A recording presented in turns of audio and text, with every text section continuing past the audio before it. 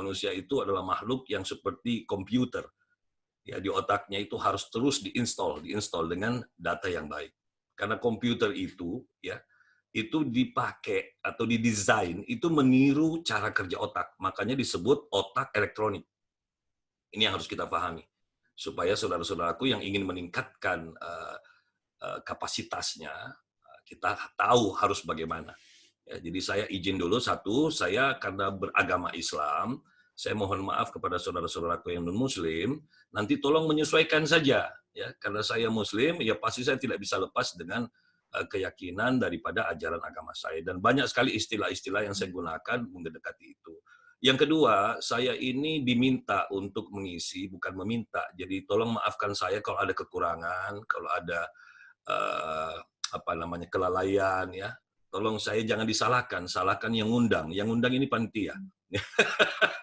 Jadi yang ketiga saya menyampaikan apa yang saya pikirkan karena saya ini sebenarnya kalau dirunut dari pendidikan saya ini tidak layak dijadikan motivator ya. Tapi saya nggak tahu orang-orang kok ketagihan manggil saya.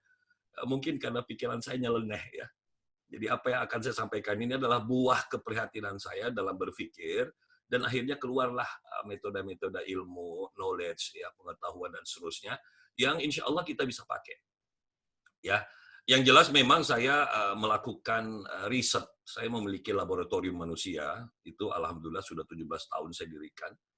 Saya beri nama dia Cafe BBC Motivator School. Kalau Anda senang dengan pemikiran-pemikiran dari hasil riset saya, Anda boleh ikuti, ketik nama saya Tubagus Wahyudi Official.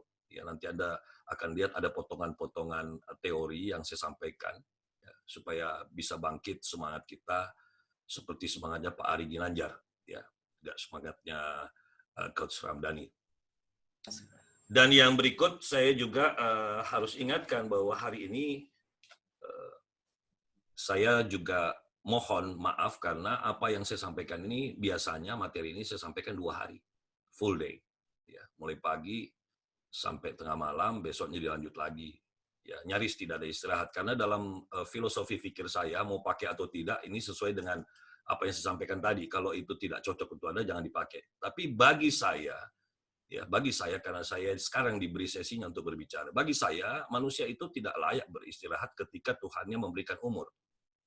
Makanya tadi, ya mohon maaf nih ya, saya bukan memprotes. Tapi ini pemikiran saya. Manusia ketika diberi umur panjang ya oleh Tuhannya, maka gunakanlah umur itu untuk berkarya. Ya, kalau kita gunakan untuk beristirahat, sudah cukup Allah menciptakan malam untuk istirahat. Nah, kita ini kerja dikit, istirahat, kerja dikit, istirahat. Nah, orang yang ketagihan beristirahat, itulah orang yang paling susah nanti beristirahat di alam kubur. Karena umurnya dipakai untuk beristirahat. Hobinya libur. Ya. Sedikit-dikit cut, istirahat. Jadi ada ayat-ayat yang salah dimasukkan di kepalanya. Ya, padahal Tuhan sudah menantang hambanya. Jangan kamu bikin ayat sendiri. Pakai ayat saya.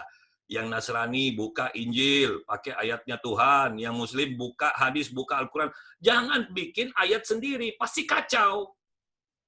Manusia kan butuh istirahat, Om Bagus. Ya, begitulah orang-orang kadang-kadang memanggil saya dengan panggilan Om Bagus. Kita kan butuh istirahat, memang. Siapa yang mengatakan manusia tidak butuh istirahat? Tapi hidup ini bukan untuk beristirahat.